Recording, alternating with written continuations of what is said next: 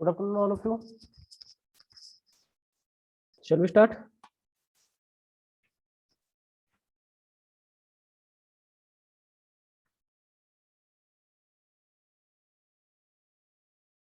Okay, in the last lecture, we have discussed acoustics. So in this, first we have discussed the first part, that is the Sabin's formula for the reverberation time. So T is equal to 0.165 into V divided by A. So here 0.165 is the constant, proportionality constant, V is the volume, and A is the absorption. So after that, we had discussed the second point, that is the absorption coefficient. What is meant by the absorption coefficient? It is the ratio the sound energy absorbed by the surface to that of the total sound energy incident on the surface. After that, we had discussed a very important point, that is the factors affecting on the architectural building or the hall. So there are 5 factors: reverberation, loudness, echoes, extraneous noise. Like this, these are the factors and their remedies. So in this lecture, now we will discuss the second part of this chapter, that is the ultrasonics. Okay, my screen is visible now? Yes. Okay. So what is meant by the ultrasonic? तो ultrasonic wave कुठं असते, काय असते त्याची range वगैरे? So in the introductory part, there is total 3 MCQs. The sound waves having the frequency above the audible range. Human माणसांना जी ऑडिओबल range आहे, त्या ऑडिओबल रेंजच्या जी वरची फ्रिक्वेन्सी असते, that is the frequency is more than the 20 kilohertz. Frequency is more than the 20 kilohertz. This wave is known as the ultrasonic wave or the supersonic waves. That is, the frequency range of ultrasonic wave or the supersonic wave is more than the 20 kilohertz. More than the 20 kilohertz. So the human ear is sensitive to sound wave of a frequency ranging from 20 hertz to 20 kilohertz. आपणाला माणसांना जे ऐकू येतं त्याची जी frequency range असते, ती frequency range असते 20 hertz to 20 kilohertz. Okay, एक रेंज झाली जी ऑडिओबल रेंजचे अबो आहे, जास्त आहे, त्याला आपण म्हणतो अल्ट्रासोनिक वेव्ह किंवा supersonic wave.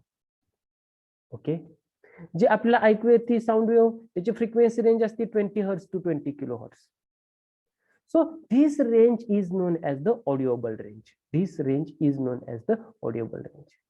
So the sound waves which have frequency less than the audible range, that is frequency less than the 20 hertz, this wave is known as the infrasonic waves. Okay, इथं 3 MCQ तुम्हाला विचारले जातील. Frequency more than the 20 kilohertz कशाची असते? Frequency 20 kilohertz पेक्षा कोणत्या वेव्हची असते? So your answer is ultrasonic wave और द सुपरसोनिक वेव्स. अशी फ्रिक्वेन्सी रेंज की जी 20 हर्ट्ज पेक्षा कमी असते, ती कोणाची असते? तर तुमचा आन्सर असेल infrasonic waves. This is the second MCQ. No, what is the frequency range of human ear audible? काय असते ती रेंज? 20 hertz to the 20 kilohertz.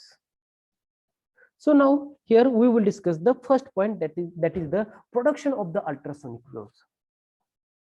How we generate the ultrasonic waves? There are mainly 2 important methods for the generating the ultrasonic waves, namely magnetostriction effect and piezoelectric effect. These 2 methods are based on the 2 different phenomena. Okay, here we can use the two methods to generate the ultrasonic waves. First one is the magnetostriction method and the second one is the piezoelectric method. Okay, these two methods are based on the two different phenomenon. So first, magnetostriction method is used to produce waves in the frequency range of 20 kilohertz to 100 kilohertz. आपण जी ही पहिली method use करतो magnetostriction method. Using this method, we can generate the ultrasonic waves in the range of 20 kilohertz to 100 kilohertz. And using the piezoelectric method, we can generate the ultrasonic waves having frequencies greater than the 100 kilohertz. लक्षात येते का तुमच्या मी काय सांगतोय? या ज्या दोन methods आहेत, मॅग्नेटोस्ट्रिक्शन मेथड आणि पिझोइलेक्ट्रिक मेथड, ह्या मॅग्नेटोस्ट्रिक्शन मेथड थ्रू आपण अल्ट्रासोनिक वेव्ह जनरेट करणार की त्यांची फ्रिक्वेन्सीची रेंज असेल 20 kilohertz to 100 kilohertz.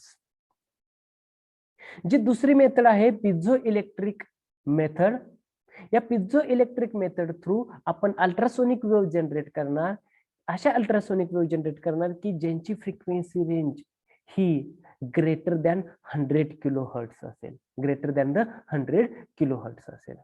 Now we will discuss one by one. My screen is visible? My screen is visible? Yes, sir. Yes, sir. Okay. What is the first method? First method is the magnetostriction method. What is meant by the magnetostriction? Before we discussing the magnetostriction method, what is meant by the magnetostriction? Magnetostriction म्हणजे काय असतं? Yes, tell me. Magnetostriction काय असतं? आपण कशाला म्हणू की yes, this is the magnetostriction. You know the ferromagnetic material? Okay, basically three different types methods. If we consider the magnetic effect, जर का आपण मॅग्नेटचा जर विचार घेतला तर तीन वेगवेगळे मटेरियल्स आहेत. कोणते कोणते तीन वेगवेगळे मटेरियल्स आहे तो? Diamagnetic, paramagnetic and ferromagnetic. Yes और नो? हे तुम्ही स्टडी केले का 12th ला?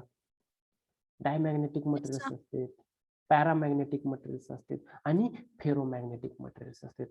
I think in the 12th standard तुम्ही ते स्टडी केलेलं आहे. So magnetostriction is the property of a ferromagnetic material. Property of ferromagnetic material that causes them to change their shape or dimension during the magnetization. Suppose we consider one ferromagnetic material. Suppose this is the one rod of ferromagnetic material. हा एक ferromagnetic material चा rod आहे.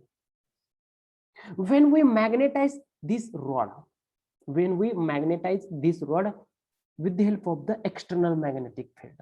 Okay, मी याला एका solenoid through याला काय करतोय, मी magnetise करतोय.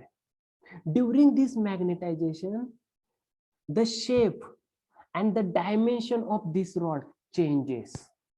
हा जो आपण रॉड कन्सिडर केलता ना, त्या रॉडचा शेप, त्या रॉडचं डायमेन्शन हे चेंज होईल, व्हॅरी होईल. कधी? when we magnetize this rod. So this is the property of the ferromagnetic material. We call this is the magnetostriction. त्याला आपण काय म्हणायचं? मॅग्नेटोस्ट्रिक्शन म्हणायचं. मॅग्नेटोस्ट्रिक्शन म्हणजे लक्षात आलं का समजा तुमच्या सर्वांच्या? मॅग्नेटोस्ट्रिक्शन ही एक फेरोमॅग्नेटिक मटेरियलची प्रॉपर्टी आहे. काय आहे फेरोमॅग्नेटिक मटेरियलची? Suppose we consider this is the nickel. Nickel हे फेरोमॅग्नेटिक मटेरियल आहे ना? Yes, sir. यस. निकेल हा एक निकेलचा रॉड आहे आणि ह्या रॉडला मी काय करतोय? एक्सटर्नल मॅग्नेटिक फील्ड अप्लाय करतोय, म्हणजे ह्या रॉडला मी मॅग्नेटाइज करतोय. आता सांगूया आपण फेरोमॅग्नेटिक मटेरियल म्हणजे काय असते ते पण सांगतो. जेव्हा हा रॉड मॅग्नेटाइज होईल तेव्हा ह्या रॉडची लेंथ, डायमेन्शन, शेप हा काय होईल? व्हॅरी होईल. म्हणजे एक ह्या रॉडची लेंथ वाढेल, रॉडची लेंथ काय होत जाईल? कमी होत जाईल. म्हणजे continuously there is the extension and the contraction. Length कमी जास्त कंटिन्युअसली होत राहील. कधी? जेव्हा ते मॅग्नेटाइज होत असतं तेव्हा. ओके, ह्याला आपण म्हणायचं मॅग्नेटोस्ट्रिक्शन. आता म्हटलं की निकेल हे एक फेरोमॅग्नेटिक मटेरियलचं बेस्ट एक्झाम्पल आहे, निकेल. पण फेरोमॅग्नेटिक मटेरियलची प्रॉपर्टी काय असते? किंवा फेरोमॅग्नेटिक मटेरियल म्हणजे ऍक्च्युअली कशावरून आपण त्याला म्हणतो की yes this is the ferromagnetic material? त्याची स्पेशालिटी काय असते हो फेरोमॅग्नेटिक मटेरियलची? येस येस काय असते? Easily attracted by magnet. Yes, very good. Easily attracted by the magnet. Okay, अजून समजा suppose we consider this is the rod of nickel. निकेलचा हा एक रॉड आहे आणि निकेलला आपण फेरोमॅग्नेटिक मटेरियलचं बेस्ट एक्झाम्पल निकेल म्हणूया. आणि मी काय करतोय की या रॉड वरती एक्सटर्नल मॅग्नेटिक फील्ड अप्लाय करतोय. Suppose here there is the one magnet south pole other north pole. आणि काय करतो याला मी मॅग्नेटाइज करतोय. मॅग्नेटाइज केलं तर काय होईल? या निकेलचं काय होईल? This nickel act as a magnet. हा निकेल सुद्धा स्वतः मॅग्नेट असल्यासारखं दाखवतो. स्वतः मॅग्नेट असल्यासारखं काय दाखवतो. Means this nickel act as a magnet. Okay, when we remove the external magnetic field,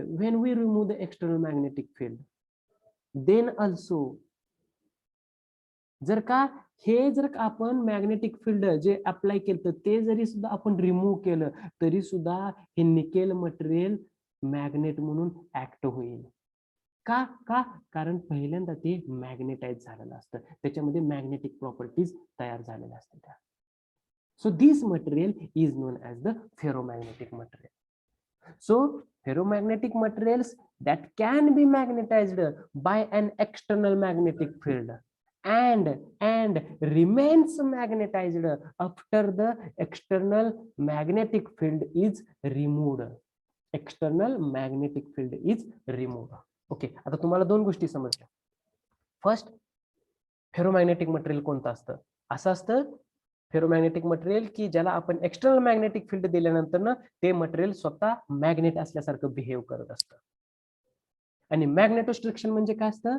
it is the property of ferromagnetic material.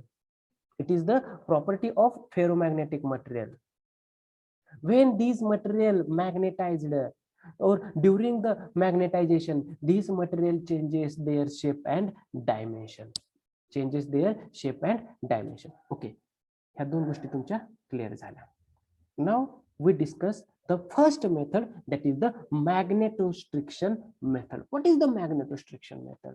How we generate the ultrasonic waves through that magnetostriction method. ह्या magnetostriction method through आपण ultrasonic waves कशा generate करूया? Okay, already मी तुम्हाला सांगितलं की this method is based on the phenomenon of the magnetostriction. So according to this phenomenon, when a rod of ferromagnetic material such as iron or nickel is placed in the magnetic field parallel to its length. Okay, we consider here there is the one rod of nickel or iron. Okay, हा एक nickel किंवा आयर्नचा rod आहे. आपण काय सांगितलं तुम्हाला? According to this phenomenon, when a rod of ferromagnetic material is placed in a magnetic field parallel to its length. Okay, magnetic field मध्ये ठेवायचं याला. ओके, हे आपण मॅग्नेटिक फील्ड मध्ये ठेवला. ह्याला आपण असं सोलोनॉइड मध्ये ठेवणं म्हणजे मॅग्नेटिक फील्ड मध्ये ठेवणं असं होतंय का हो? येस और नो? No. येस और नो? हा, No. होत नाहीये. Any other? अजून कोणाला वाटते का हे मॅग्नेटिक फील्ड मध्ये ठेवलं रॉड? हा रॉड आपण मॅग्नेटिक फील्ड मध्ये ठेवला असं कोणाला वाटते का अजून? Yes, sir. Now it is in magnetic field. Yes. हा रॉड आता आपण मॅग्नेटिक फील्ड मध्ये ठेवलेला आहे. हा एक सोलेनॉइड आहे. आपण जेव्हा एक्सटर्नल इलेक्ट्रिक फील्ड अप्लाय करतो तेव्हा याच्या आतमध्ये काय तयार होत असतं, मॅग्नेटिक फील्ड तयार होत असते. आणि त्या मॅग्नेटिक फील्ड मध्ये आपण काय ठेवला, हा रॉड ठेवला. कसा आहे, magnetic field is parallel to that of the length of that rod. ह्या रॉडच्या लेंथला ही मॅग्नेटिक फील्ड कशी आहे, पॅरलल आहे. So here there is the small extension or the contraction occurs. कुठं होतं याचं स्मॉल एक्सटेन्शन आणि स्मॉल कॉन्ट्रॅक्शन, इथं होतंय बघा. इथं तुमची कुठेतरी रॉडची अशी लेंथ इन्क्रीज झालेली तुम्हाला ऑब्झर्व होईल आणि काही मिनिटांमध्ये लगेच पटकन त्याची लेंथ पुन्हा डिक्रीज होईल. Means here there is the small extension. Extension means वाढणे and the contraction means कमी होणे. Here there is the small extension or the contraction occurs. That is the rod suffers change in the length. म्हणजेच इथला rod त्याची length काय करत असतो, change करत असतो.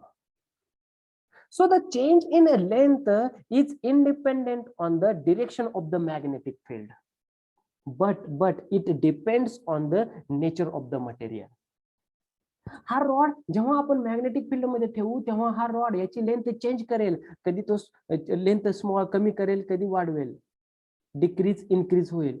मग हे जे चेंज इन लेंथ आहे ते इंडिपेंडेंट आहे. कशावरती इंडिपेंडेंट आहे, तर direction of the magnetic field and the rod. ह्या मॅग्नेटिक फील्डची आणि ह्या रॉडची जी लेंथची डायरेक्शन आहे त्याच्यावरती डिपेंड नाहीये. So it depends on the nature of the material. ह्या मटेरियलचं जे नेचर आहे त्याच्यावरती डिपेंड आहे ते change in length. So nickel exhibits a large magnetostriction effect compared to the other ferromagnetic materials. Nickel तुम्हाला एमसीक्यू मध्ये विचारलं जाईल की फेरोमॅग्नेटिक मटेरियलचं बेस्ट एक्झाम्पल कोणतं आहे. आयर्न, निकेल असे तुम्हाला खूप दिले जातील, पण त्याच्यातलं जास्त इफेक्टिव्ह कोणता आहे तुमचा, निकेल आहे. So nickel exhibits large magnetostriction effect compared to the other ferromagnetic materials. Okay, now we discuss how we generate the ultrasonic waves. If the rod is kept in the alternating magnetic field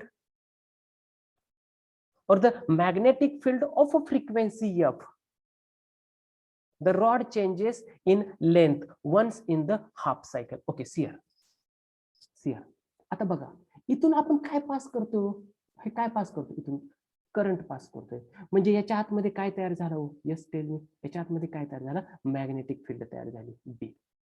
या magnetic फील्डची काहीतरी somewhat frequency असते, we call this is the F. Magnetic field of frequency F, F आहे magnetic फील्डची, त्या ही F एवढी frequency आहे. The rod changes in length once each half cycle. Okay, see here.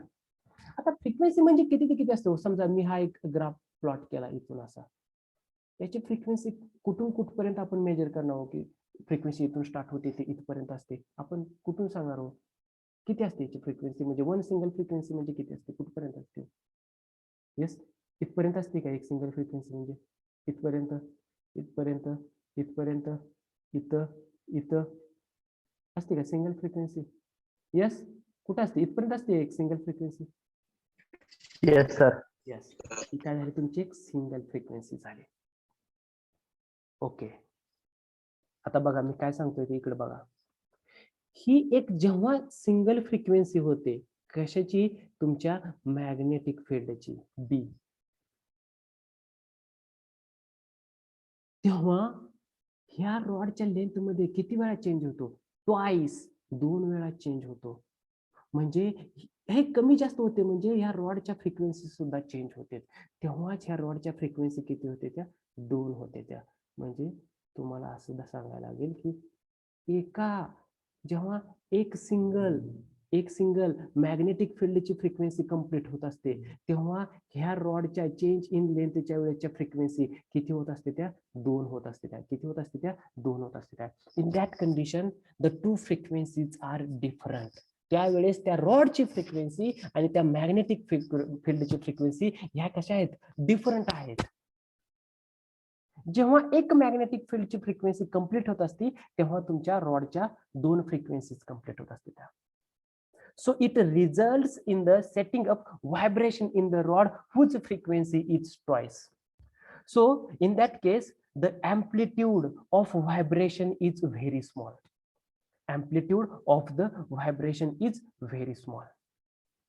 But when we matches, what I say, you know that there is the one concept, natural frequency. Natural frequency, हा तुम्हाला माहिती आहे का concept? What is meant by the natural frequency? Yes? Yes? Yes? काय असतं natural frequency म्हणजे काय असतं? अरे सिंपल आहे की तुम्ही आय थिंक डेफिनेशन डिफाईन केलेलं आहे 11th मध्ये किंवा 12th मध्ये. What is mean by the natural frequency?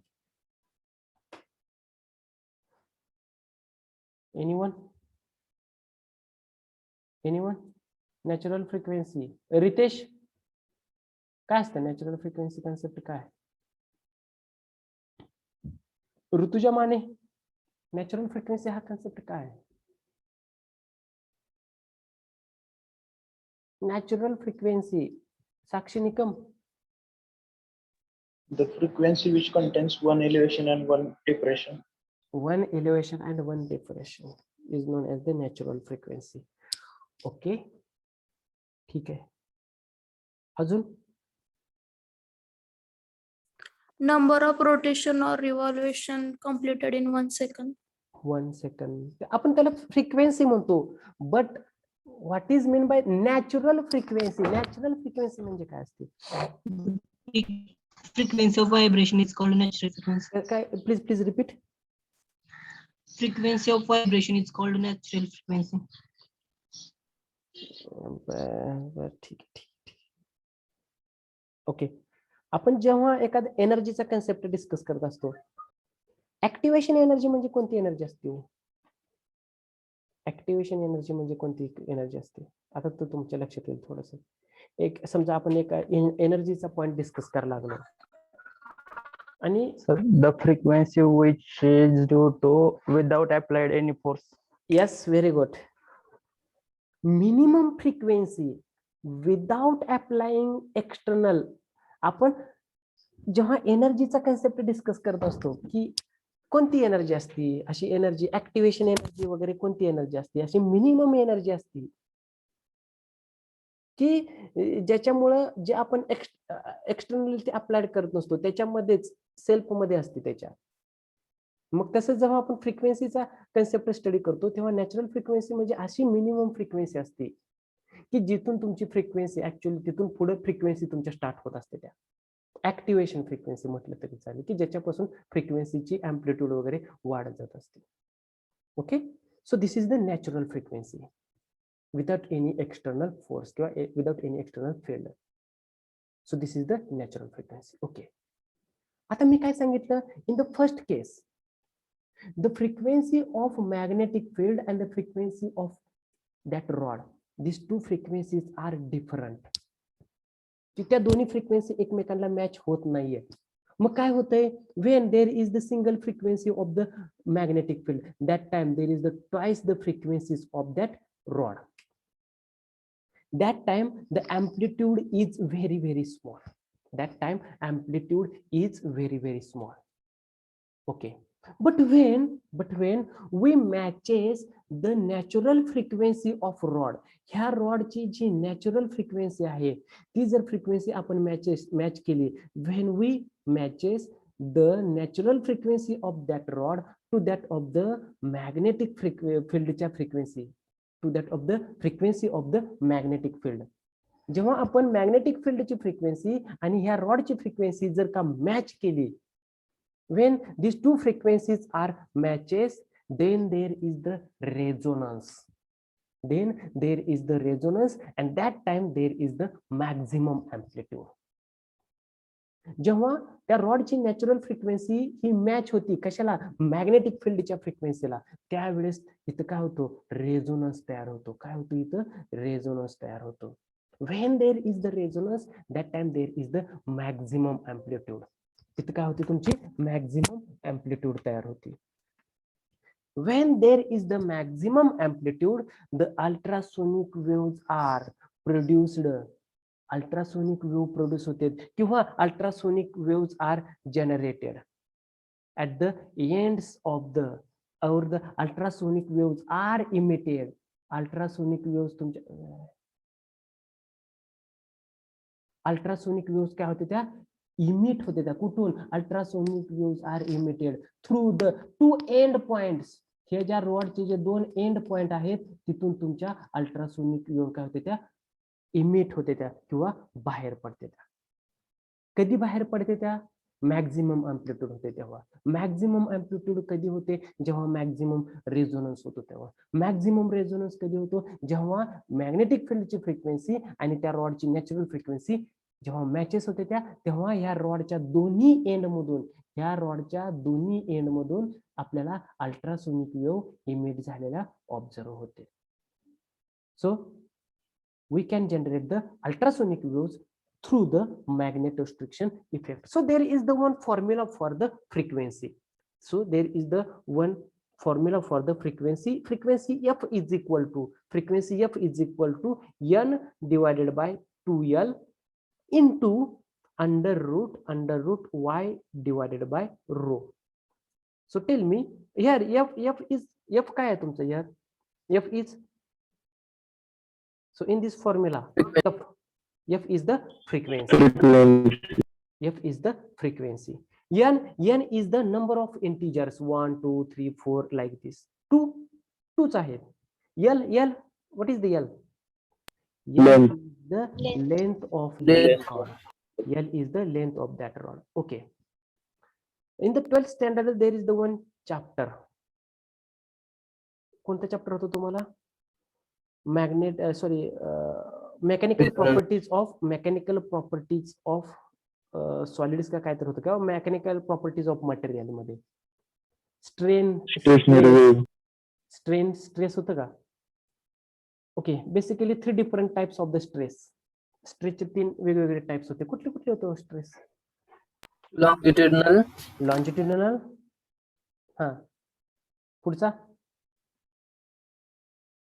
3 होते ना टाइप स्ट्रेसचे. Volume trace. हा लॉन्जिट्युडिनल, वॉल्यूम आणि तिसरा टेन्साइल. लॉन्जिट्युडिनल स्ट्रेस मध्ये काय होत होतं? What is the definition of longitudinal stress? Longitudinal stress मध्ये काय होत होतं? Along the length. Change in length मध्ये काय होत होता तुमचा? चेंज होत होता. म्हणजे इथं रॉडची लेंथ सेम राहते का चेंज होते हो? त्या रॉडच्या लेंथ मध्ये सेम राहते. एक्सटेन्शन अँड कॉन्ट्रॅक्शन्स होते. म्हणजे काय होते तिथं? लेंथ कंटिन्युअसली व्हॅरी होती का नाहीये?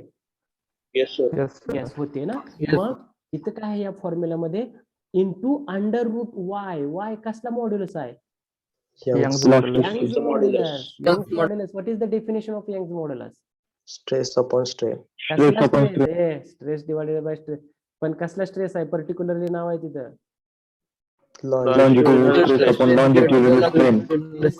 by longitudinal strain along the length असं. So here y is the Young's modulus divided by rho is the density of the material. ह्या मटेरियलची किती डेन्सिटी आहे ते आपला हा रो इंडिकेट करतो. This is the first method, magnetostriction method. Basically याच्यामध्ये काय सांगायचं सांगतो तुम्हाला. मॅग्नेटोस्ट्रिक्शन मेथड ही मॅग्नेटोस्ट्रिक्शन या फेनॉमेनॉनवरती बेस्ड आहे. याच्यामध्ये काय होत असतं, जेव्हा आपण एखादा फेरोमॅग्नेटिक मटेरियलचा रॉड एखाद्या मॅग्नेटिक फील्ड मध्ये ठेवला तर त्या रॉडची लेंथ चेंज होत असते आणि ती जी चेंज झालेली लेंथ आहे ती इंडिपेंडेंट आहे. कशावरती? डायरेक्शन वरती इंडिपेंडेंट आहे. मॅग्नेटिक फील्डच्या डायरेक्शन वरती इंडिपेंडेंट आहे. तर कशावरती डिपेंड आहे? तर ती डिपेंड आहे त्या मटेरियलच्या नेचरवरती डिपेंड आहे. मग जेव्हा आपण तो रॉड मॅग्नेटिक फील्ड मध्ये ठेवतो तेव्हा पहिल्यांदा दोन्हीच्या फ्रिक्वेन्सी म्हणजे कशाची? मॅग्नेटिक फील्डची फ्रिक्वेन्सी आणि त्या रॉडची फ्रिक्वेन्सी या डिफरंट असते. जेव्हा एक सिंगल फ्रिक्वेन्सी मॅग्नेटिक फील्डची असते तेव्हा 2 फ्रिक्वेन्सी या रॉडच्या असते. त्या सेकंड केस मध्ये काय सांगायचं? जेव्हा आपण when we matches the frequencies, जेव्हा आपण दोन फ्रिक्वेन्सी मॅच करतो, कोणत्या कोणत्या दोन frequency? Natural frequency of the rod and the frequency of the magnetic field. When these two frequencies are matches, जेव्हा ह्या दोन फ्रिक्वेन्सी मॅच होतात तेव्हा काय होतं? There is the resonance. If there is the resonance, then there is the maximum amplitude. So in that case, we observe the ultrasonic waves are emitted. आपण काय observe करतो? तर अल्ट्रासोनिक वेव्ह या emit झालेल्या आहेत. कुठून? The two ends of the rod. ह्या रॉडच्या दोन एंड मधून अल्ट्रासोनिक वेव्ह इमिट बाहेर पडलेल्या ऑब्झर्व होतात. हेच सांगायचं आहे तुम्हाला. So the formula F is the frequency is equal to N divided by 2L into under root Y divided by rho. Rho, density of the material, y is the Young's modulus, L is the length of the rod. Okay, ठीक है. This is the first method. Any doubt? Any question? No. Okay, see here. What is the principle? When a magnetic field is applied parallel to the length of the ferromagnetic rod, when a rod of ferromagnetic material such as iron or nickel is placed in a magnetic field parallel to its length, a small elongation and contraction occurs in its length. So this phenomenon is known as the magnetostriction. So the change in length depends on the intensity of the applied magnetic field and the nature of the ferromagnetic material. So it does not depend on the direction of the magnetic field.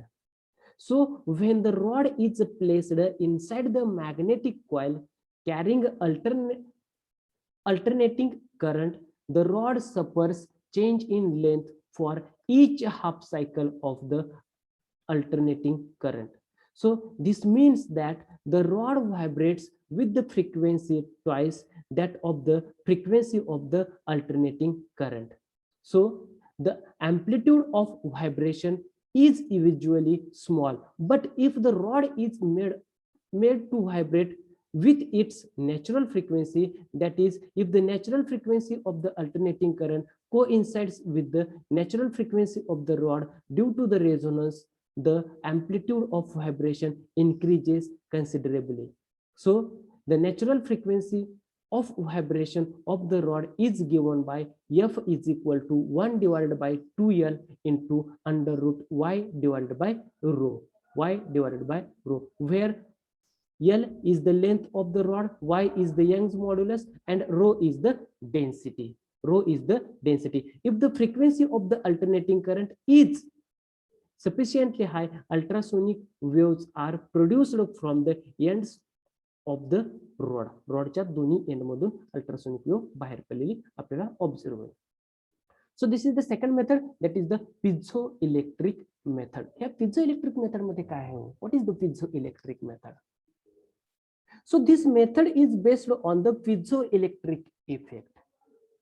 Basically this method is based on the piezoelectric effect. So according to this effect, when certain crystals like quartz or the tourmaline are stretched or compressed. What is stretched means? Stretched means काय असतो? Stretched means काय करायचं असते त्याला आपण? Stretched means काय करतो? Stretching म्हणजे हा? ताणणे, खेचणे. What is mean by compressed? दाबने. प्रेस करणे, दाबणे. Okay. Along the certain axis, we call this is the mechanical axis. An electrical potential difference is produced along the perpendicular axis known as the electrical axis. So the converse of this effect is also truth. That is, when the alternating potential difference is applied along the electrical axis, the crystal is set in the elastic vibrations along the corresponding mechanical axis. So what is the piezoelectric effect? Okay, see, I will explain it. Okay, we consider there is the quartz crystal. एक क्वार्टचा crystal आहे आपल्याकडे, असा cubic crystal आहे आपल्याकडे असा क्वार्टचा. Okay, again here we consider the two axes. ह्याला आपण दोन ऍक्सिस आपण कन्सिडर करूयात. Suppose this is the one perpendicular axis, this is the first axis and this is the vertical second axis. हा आपला दुसरा ऍक्सिस आहे. ओके, जर का हा आपला जो हॉरिझॉन्टल ऍक्सिस आहे, या ऍक्सिस थ्रू जर का याला आपण कॉम्प्रेस केलं आणि जर का ह्या क्वार्ट्ज क्रिस्टलला त्याच ऍक्सिस वरून जर का आपण स्ट्रेस केलं तर काय होतंय? तर there is the second axis which is perpendicular to this axis. ज्या ऍक्सिस वरून आपण कॉम्प्रेस करतोय किंवा स्ट्रेस करतोय त्या ऍक्सिसला म्हणायचं mechanical axis. This axis is known as the mechanical axis. So there is the second axis perpendicular to that of the mechanical axis. We call this is the electrical axis. जो mechanical ऍक्सिसला perpendicular आहे त्याला आपण काय म्हणायचं? Electrical axis. When we compress and stress on the mechanical axis, then on the electrical axis there is the charges. इथं तुम्हाला काय भेटतील? ऑब्झर्व होतील चार्जेस ऑब्झर्व होतील. एका बाजूला तुम्हाला पॉझिटिव्ह चार्ज ऑब्झर्व होईल आणि दुसऱ्या बाजूला काय होईल? तुम्हाला निगेटिव्ह चार्ज ऑब्झर्व होईल. का तिथं पॉझिटिव्ह चार्ज आणि निगेटिव्ह चार्ज तयार होते किंवा आपल्याला ऑब्झर्व होते? What is the reason behind this? काय कारण असेल? आपण मेकॅनिकल ऍक्सिस वरती स्ट्रेस करतोय आणि कॉम्प्रेस करतोय, पण आपल्याला इलेक्ट्रिकल जो परपेंडिक्युलर ऍक्सिस आहे त्या ऍक्सिस वरती आपल्याला चार्जेस ऑब्झर्व होतील, पॉझिटिव्ह चार्ज आणि एका बाजूला negative charge.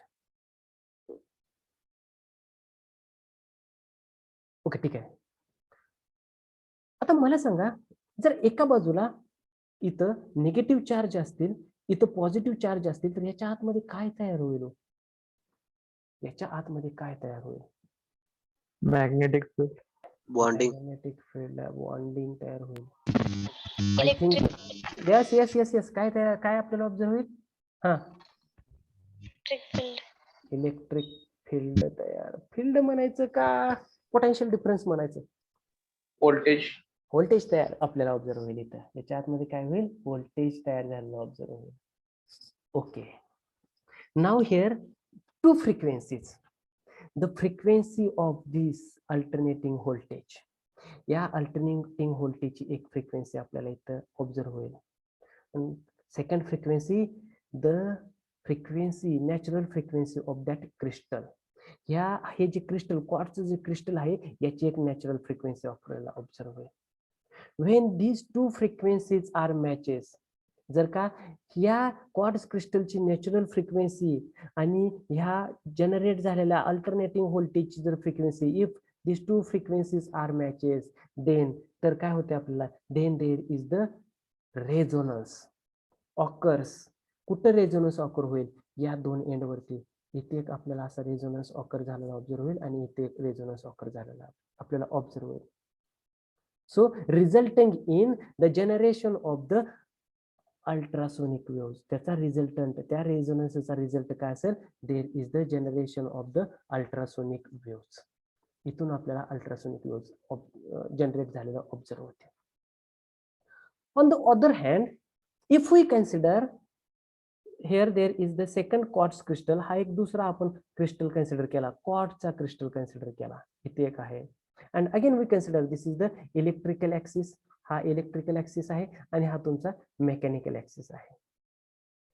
When we apply the external electric field to that of the quartz crystal, ह्या जर क्वार्ट्ज क्रिस्टलला जर आपण इलेक्ट्रिक फील्ड अप्लाय केली तर या मेकॅनिकल ऍक्सिस वरून आपल्याला अल्ट्रासोनिक वेव्ह जनरेट झालेल्या, इमिट झालेल्या ऑब्झर्व होते. म्हणजे तुम्ही काहीही करा, एकतर इलेक्ट्रिकल ऍक्सिस वरून एक्सटर्नल इलेक्ट्रिक फील्ड अप्लाय करा, तुम्हाला मेकॅनिकल ऍक्सिस वरती अल्ट्रासोनिक वेव्ह जनरेट झालेले ऑब्झर्व होतील. दुसरं, जर का तुम्ही मेकॅनिकल ऍक्सिस वरून तुम्ही स्ट्रेस आणि कॉम्प्रेस करत राहिला तर तुम्हाला इलेक्ट्रिकल ऍक्सिस वरून अल्ट्रासोनिक वेव्ह इमिट झालेल्या ऑब्झर्व होतील. So here again there is the second formula for the frequency.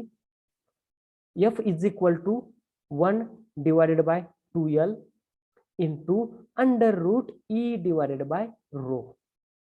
So here F is the frequency, L is length of that quartz crystal. What is the E? E काय आहे हो इथं? E काय असतो तुमचा? E. What is the E? E काय असतो? मग मी सांगितलं तुम्हाला, when there is the change in length then आपण काय यूज करता? वाय यूज करता, यंग्स मॉड्युलस यूज करता, वाय म्हटलं होतं. What is the E? कोणता मॉड्युलस आहे तो? मी audible? Yes, sir. Yes, sir. E कोणता मॉड्युलस असतो तिथे? Bulk model. 3 प्रकारचे मॉड्युलस असतात. कोणते कोणते असतात तो? Young's modulus, हा, Young's modulus, bulk modulus, bulk Young modulus, model. Bulk आणि तिसरा कुठला असतो? बरं असतो का नसतो ते सांगा मला. तिसरा कुठला modulus? Modulus of elasticity. Modulus of elasticity. Very good. E is the modulus of elasticity. Modulus of elasticity ची काय डेफिनेशन आहे? हा, मॉड्युलस ऑफ इलास्टिसिटी कशा कशाचा रेशो आहे?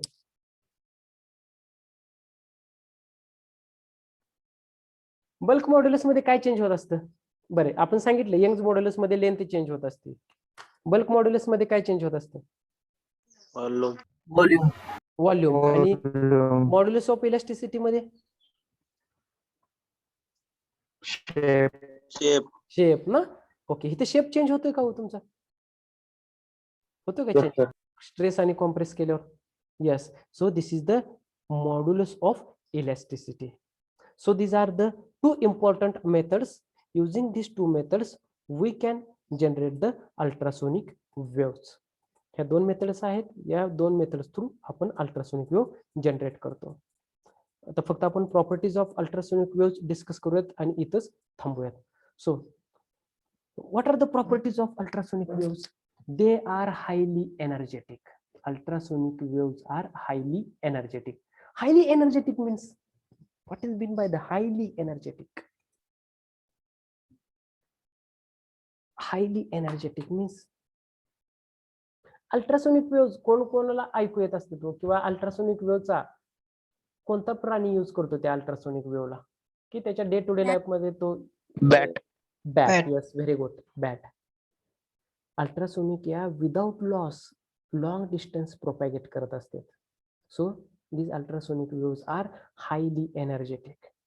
The second property of the ultrasonic waves, the speed of propagation of ultrasonic waves increases with increase in frequency.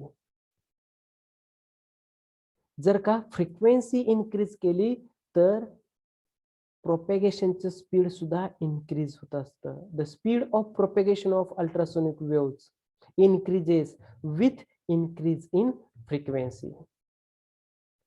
Next, due to their small wavelength, the diffraction is negligible. What is mean by the diffraction?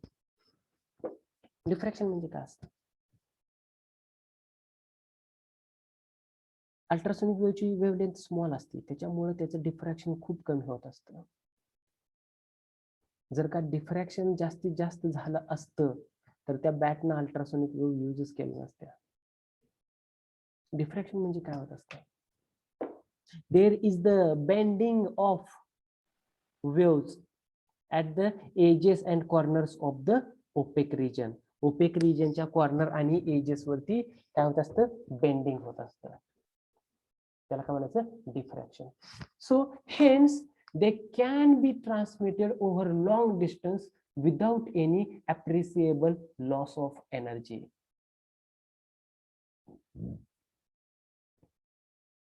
Due to the small wavelength, there is the small or very negligible loss of energy. So these ultrasonic waves are transmitted over a long distance. So the ultrasonic wave may have intensities up to 10 kW. म्हणजे काय हो? कशाचं unit आहे? कुठे use करत असतो? पर M square. हा, के म्हणजे काय? किलो. आणि डब्ल्यू म्हणजे हा Watt. वॅट. Weber, weber. वेबरला आपण WEB किंवा WB यूज करत असतो. 10 kilo watt per metre square. Per metre square आहे का? Is correct it. Okay. They produces cavitation effect in the liquid. Ultrasonic waves produces cavitation effect in the liquid. What is mean by the cavitation?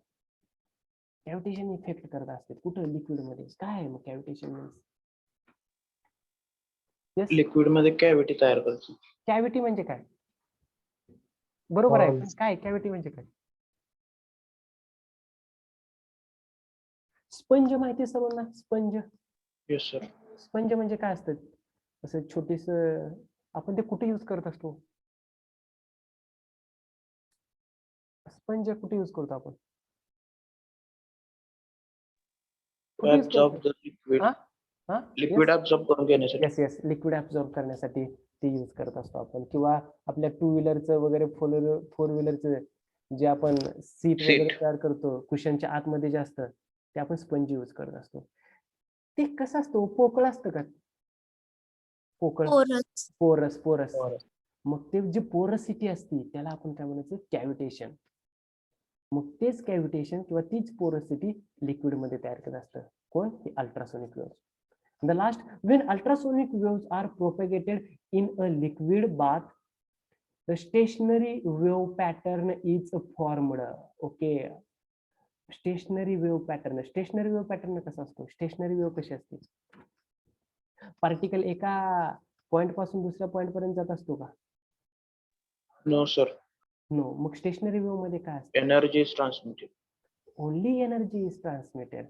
मग तिथला particle काय करत असतो? Vibrates. Do not remain in state but vibrates. Yes yes, तो त्याच्याच ठिकाणी vibrate करत असतो. तो स्टेट म्हणजे प्रोपॅगेट होत नसतो, पण व्हायब्रेट असतो स्वतः ठिकाणी. So stationary wave pattern is formed due to the reflection of the wave from the other end.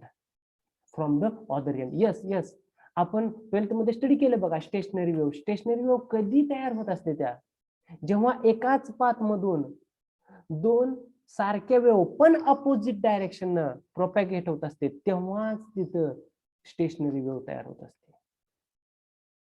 मग हे जे म्हटलंय बघा की अल्ट्रासोनिक वेव्हचं रिफ्लेक्शन होत असतं आणि तर तिथं स्टेशनरी वेव्ह पॅटर्न तयार होत असतं. म्हणजे आता तुम्ही सांगितलं कोणता प्राणी युज करत असतो अल्ट्रासोनिक वेव्ह? बॅट. बॅट. तो बॅट काय करत असतं? ज्या डायरेक्शनला ते प्रोपॅगेट होत असतं, जात असतं, त्या डायरेक्शनला ते अल्ट्रासोनिक वेव्ह प्रोपॅगेट करत असतं, पुढे सोडत असतं. आणि जेव्हा एखादी अल्ट्रासोनिक वेव्ह एखाद्या ऑब्स्टॅकल वरती, पुढे जो काही ऑब्स्टॅकल असेल त्याच्यावरती स्ट्राईक होऊन जर का रिफ्लेक्ट झाली आणि पुन्हा त्या बॅट पाशी आली, तर ते बॅट इमिडिएटली त्याची डायरेक्शन चेंज करत असतं. म्हणजे त्याला समजतं पुढे काहीतरी अडथळा आहे, पुढे जायचं नाही. का? तर तिथून अल्ट्रासोनिक वेव्ह रिफ्लेक्ट होऊन माघारी आलेली असते. So these are the some of the important properties of the ultrasonic waves. So in the next lecture we will discuss the determination, no here ha point nahi hai, okay, detection methods of the ultrasonic waves and the applications of the ultrasonic waves. These 2 points, हे जे 2 point राहिलेत हे एवढेच 2 point आहेत. याच्यावरचा जो हा point आहे तो हा पॉइंट आउट ऑफ सिलेबस आहे, रिड्यूस केलेला आहे. फक्त 2च पॉइंट राहतील, डिटेक्शन ऑफ अल्ट्रासोनिक वेव्ह आणि ऍप्लिकेशन्स ऑफ अल्ट्रासोनिक वेव्ह. आपण नेक्स्ट लेक्चर मध्ये डिस्कस करूयात. आज आपण इथेच थांबूयात. ओके, उद्या तुमचे मॅथमॅटिक्सचे 2 लेक्चर होतील. उद्या आपले फिजिक्सचे लेक्चर मे बी होणार नाहीये, मॅथमॅटिक्सचे 2 सुद्धा लेक्चर होते. Okay, so any doubt, any question? No sir. No. Link open No, होत नाही sir. तुम्ही अपलोड केलेल्या कोणती लिंक ओपन नाही झाली? नोट्सची. नोट्सची लिंक ओपन होते, फोल्डर दिसत असतील त्या फोल्डरला ओपन करायचं असेल तुम्हाला. नाही सर, ते पण नाही ओपन होत, फक्त फर्स्ट पेज डिस्प्ले करते. कशाचं फर्स्ट पेज दिसतंय फक्त? म्हणजे त्या ड्राईव्हचं का? नोट्सचं फक्त फर्स्ट पेज. होत आहे सर ओपन. डाउनलोड कर, डाउनलोड करा. डाउनलोड केल्यावर होते सर. ओके. Yes sir. हा, बघा तुम्ही डाउनलोड करा, ते होतंय म्हणते. जर नाही आलं तर माझा नंबर आहे, मेसेज टाका, मी तुम्हाला व्हॉट्सअपवरती नोट्स सेंड करेन. रिक्वेस्ट आहे, सगळ्यांनीच तसं करू नका, ज्यांना अडचण आहे त्यांनीच तेवढं हे करा. मेसेज टाका. ओके, ठीक आहे. मॉर्निंगला मुलं थोडीशी कमी होती, आता जास्त आहेत. 63 प्रेझेंट द्या जरा, कारण 2-3 दिवसात मी कॉल करतोय घरी सर्वांच्या, कोण कोण आहेत कोण कोण नाही ते असतील नसतील. Okay, roll number 1, Yes, sir. 2, Yes, sir. 3, 4, Present. 5, 6, Yes, sir. 7, Yes, sir. 8, Yes, sir. 9, Yes, sir. 10, Present, sir. 11, Yes. 12, Yes, sir. 13, Present. 14, Present. 15, Yes, sir. 16, Present. 17, Yes, sir. 18, Present. 19, Present. 20, Present, sir. 21, Yes, sir. 22, Yes, sir. 23, Present.